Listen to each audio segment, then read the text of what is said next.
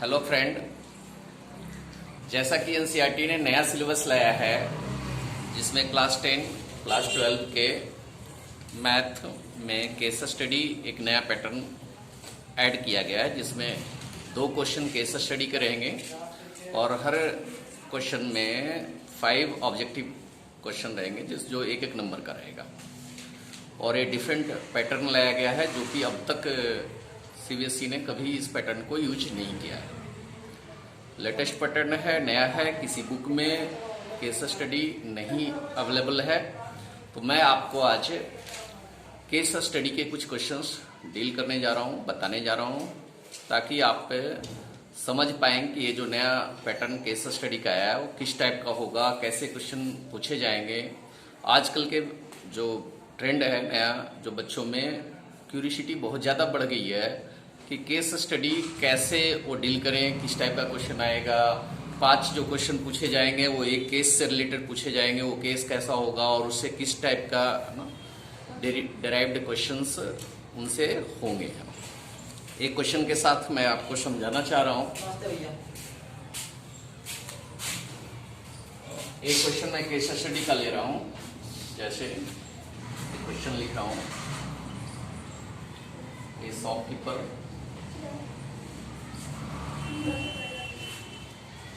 और स्वीट्स का शॉपकीपर है जो कि स्वीट्स के लिए डब्बे बना रहा है, बॉक्सेस और स्वीट्स के लिए डब्बे बनाता है। इसके लिए रेक्टेंगुलर शीट्स उसके पास अवेलेबल है। इस रेक्टेंगुलर शीट्स का डायमेंशन 45 सेंटीमीटर और 24 सेंटीमीटर के डायमेंशन में। अब इसके डब्बे बनाने हैं ऐसे, तो इसके लिए क्या करेगा, हर कॉर्नर से x सेंटीमीटर का स्क्वायर कट करेगा। ठीक है, हर कॉर्नर से x सेंटीमीटर का स्क्वायर कट कर रहा है।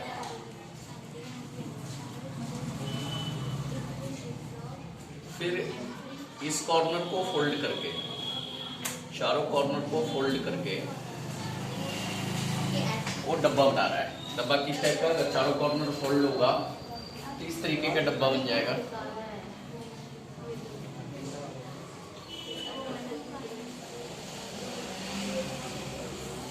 इस तरीके से तो आप क्वेश्चन में लिख सकते हैं, for this he cut each corner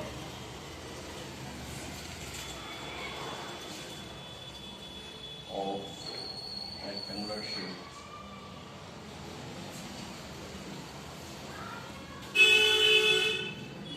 with dimension 24 centimeter by 45 centimeter।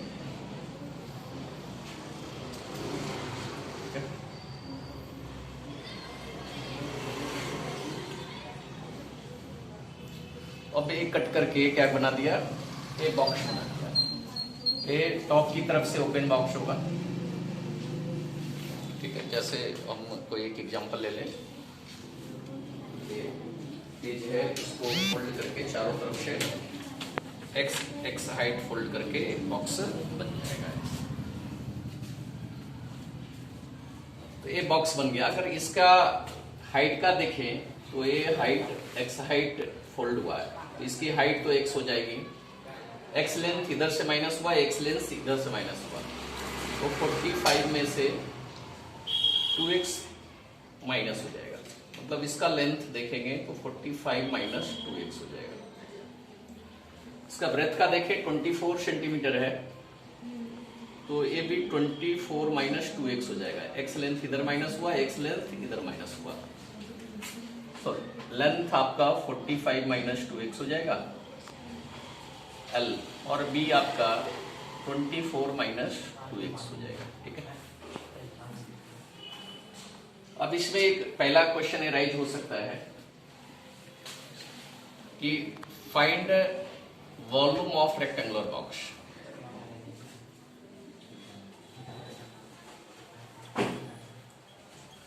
इस रेक्टेंगुलर बॉक्स की वॉल्यूम निकालनी है। इसके लिए 4 ऑप्शन दिए हुए हैं और इसका वॉल्यूम निकालना है और उस चारों ऑप्शन से मैच करना है। तो इसका वॉल्यूम आप निकाल सकते हैं। कैसे होता है? रेक्टेंगुलर बॉक्स का वॉल्यूम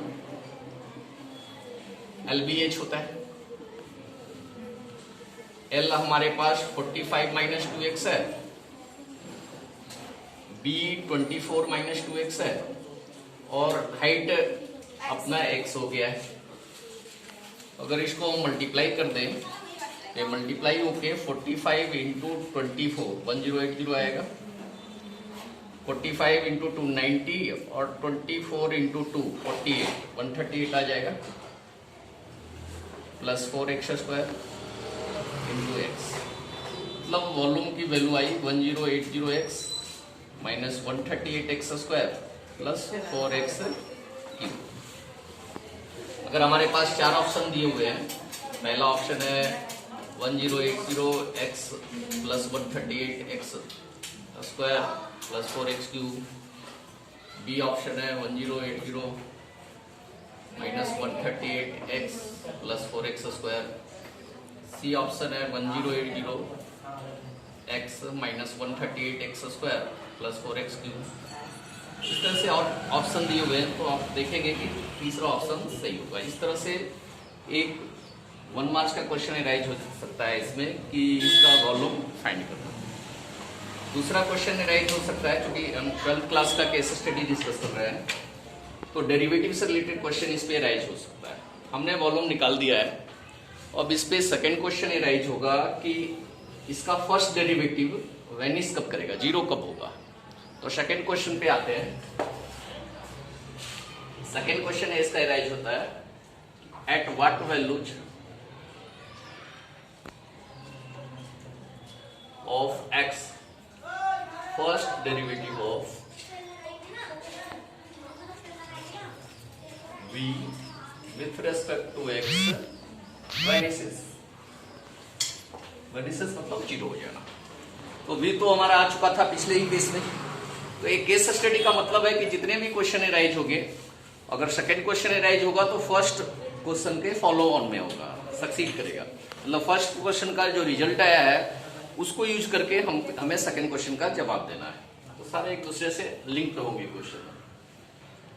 तो v हमारे पास आ चुका है 1080x minus 138x² plus 4x³ अब इसका डेरिवेटिव करेंगे, dv/dx करेंगे तो 1080 minus 276x plus 4 equal to 0। First derivative को 0 करके हम x की वैल्यू निकाल लेंगे। ये हो गया 4 3 जा 12x, 12 हम कॉमन ले सकते हैं, 90 हो गया, 23x हो गया प्लस x² हो गया। ये 90 minus 18x minus 5x plus x² हो गया। इसको फैक्टर आउट कर लेंगे मिडिल टर्म में स्प्लिट करके। 18 कॉमन हो रहा है, x कॉमन हो रहा है, तो ये हो गया 5 minus x into 18 minus x equal to 0। x की दो वैल्यू आ गई 5 और 18। अब यहाँ पे हमारे पास चॉइस हो सकता था कि एक वैल्यू है 0,10 हो गया, b एक वैल्यू हो गई 5 18, c एक वैल्यू दे रखा है 18 20। इस तरह से 4 वैल्यू दिया होगा जिसमें से एक को हमें सिलेक्ट करना होगा। 5 18 आंसर आया है, तो x की दो वैल्यू आई 5 और 18। अब थर्ड क्वेश्चन किस टाइप का इससे लिंक्ड अराइज हो सकता है। ऐसा अराइज हो सकता है कि वॉल्यूम हमने निकाला है ना, वॉल्यूम मैक्सिमम हो सकता है या मिनिमम होगा।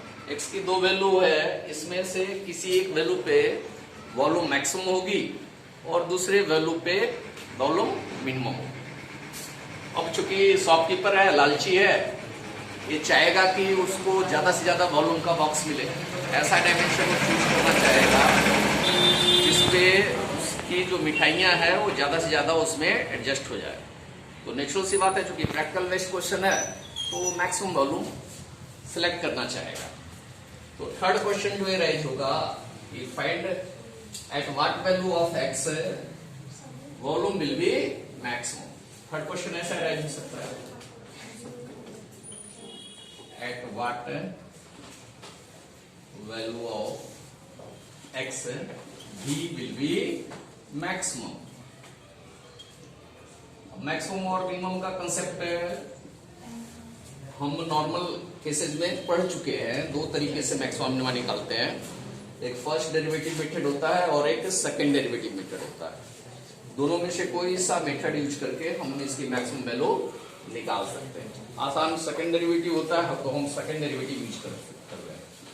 पिछले सेकंड प्रॉब्लम में dv अपॉन dx हमारा आ चुका है. इसी को एक बार और डिफरेंशिएट करेंगे तो सेकंड डेरिवेटिव आ जाएगा. dv अपॉन dx आया है 1080 minus 276x plus 12x². Second derivative अगर हमने निकाला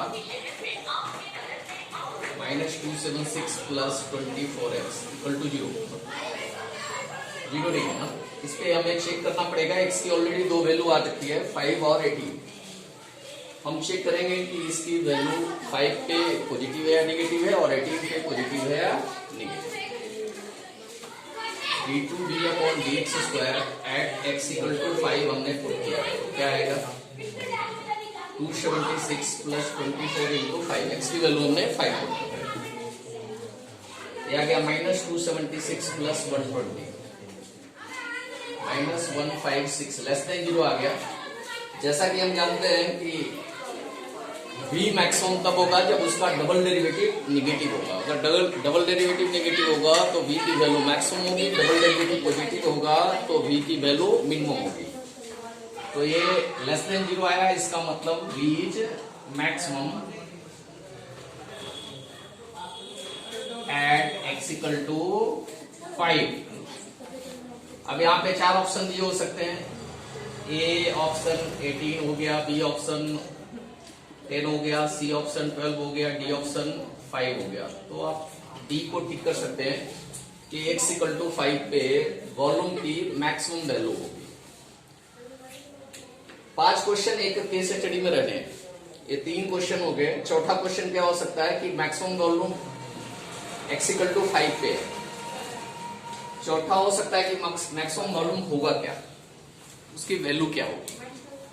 तो ऐसा भी हो सकता है what will be the maximum volume of box.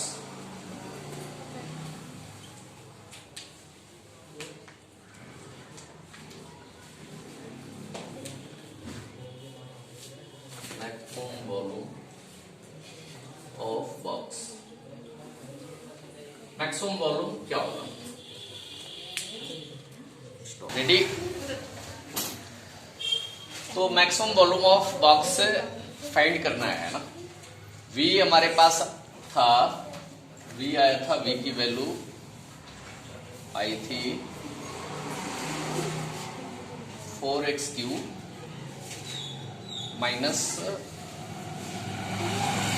238x² plus 1080x. ये v की वैल्यू थी और 138x². अब मैक्सिमम वॉल्यूम है x इक्वल टू 5 पे. तो इसमें x इक्वल टू 5 पुट करेंगे तो v मैक्स निकल जाएगा ना. v max equal to volume at x equal to 5. इसमें x इक्वल टू 5 पुट कर दे.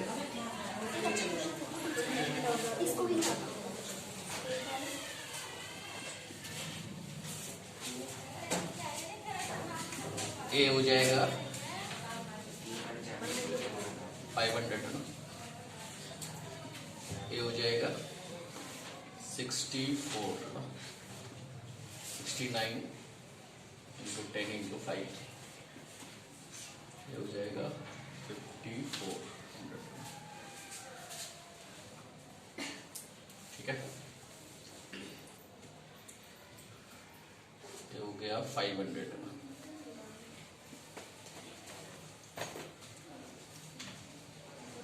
3450 प्लस 54 5900 माइनस 3450 450 हो गया 1450. ये मैक्सिमम वैल्यू हो गया. 1450। तो 4 ऑप्शन हमारे पास हो सकते हैं, उसमें से 1540 हो गया, 1450 हो गया, 1320 हो गया, तो हम 1450 को टिक करेंगे। नेक्स्ट क्या हो सकता है? 4 क्वेश्चन हो गए। 5th में हो सकता है कि ऐसा पूछ दे,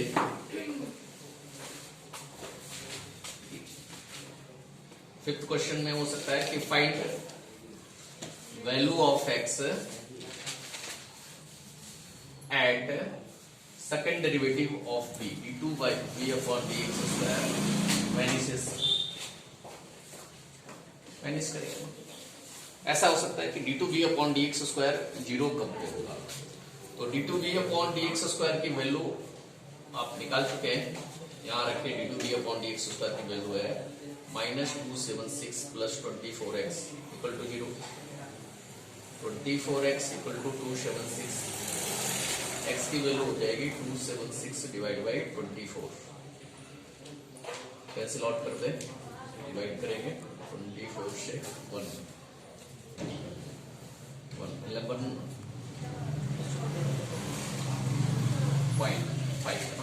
11.5 आ गए